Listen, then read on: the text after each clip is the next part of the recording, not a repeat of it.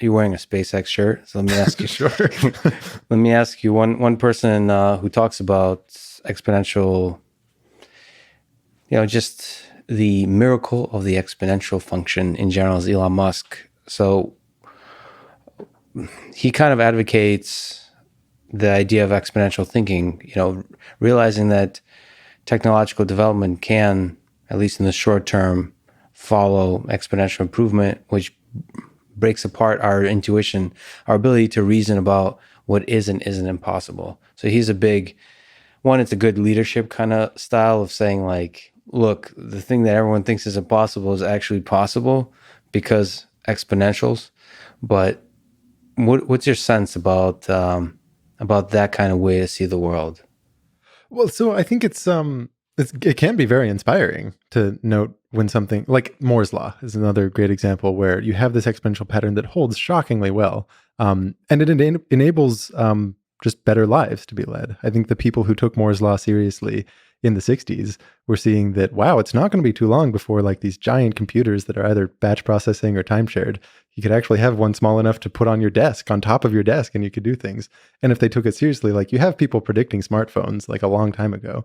And it's only out of like kind of this, I don't want to say faith in exponentials, but an understanding that that's what's happening. What's more interesting, I think, is to really understand why exponential growth happens, and that the mechanism behind it is when the rate of change is proportional to the thing in and of itself.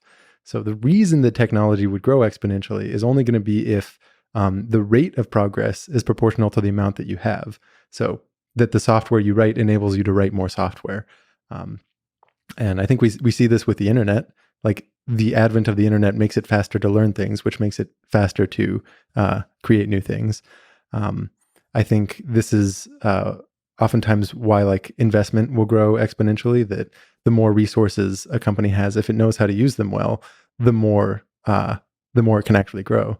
So, I mean, you reference Elon Musk. I think he seems to really be into vertically integrating his companies. I think a big part of that is because you have the sense what you want is to make sure that the things that you develop, you have ownership of, and that they enable further development of the adjacent parts, right? So it's not just this, you see a curve and you're blindly drawing a line through it. What's much more interesting is to ask, when do you have this proportional growth property?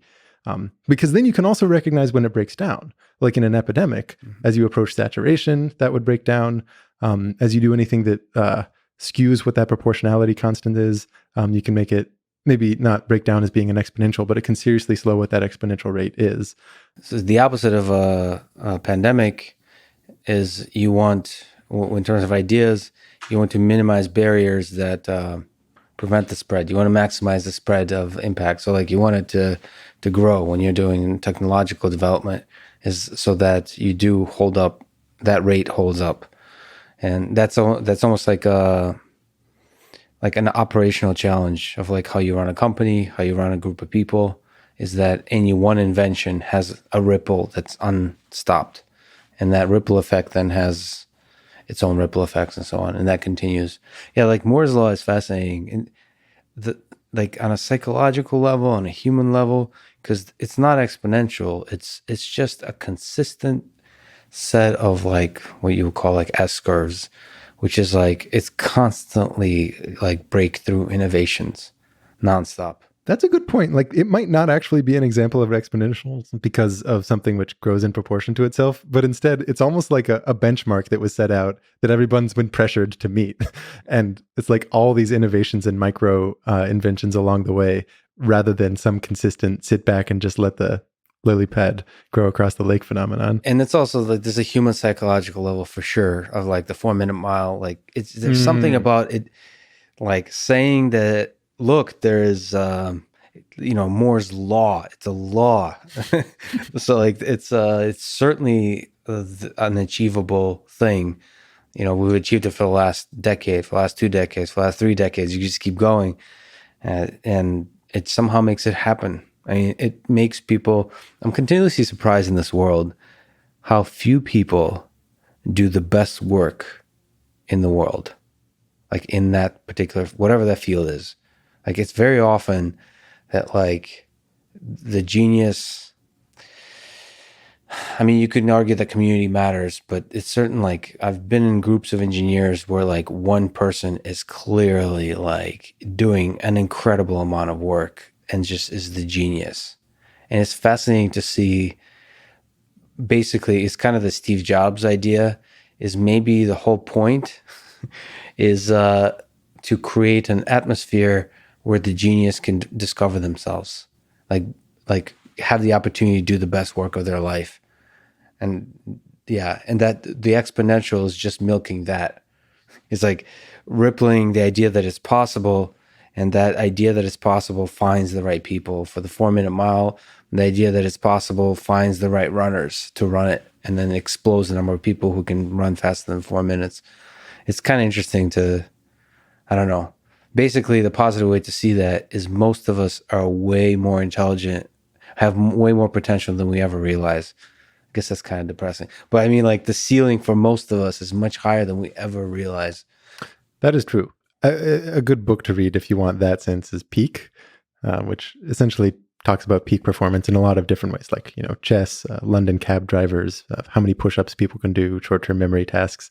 And if there's one, it's meant to be like a concrete manifesto about deliberate practice and such. But the one sensation you come out with is, wow, no matter how good people are at something, they can get better, and like way better than we think they could.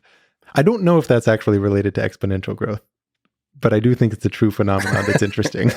Yeah, I mean, there's certainly no law of exponential growth in human innovation. Well, I don't know.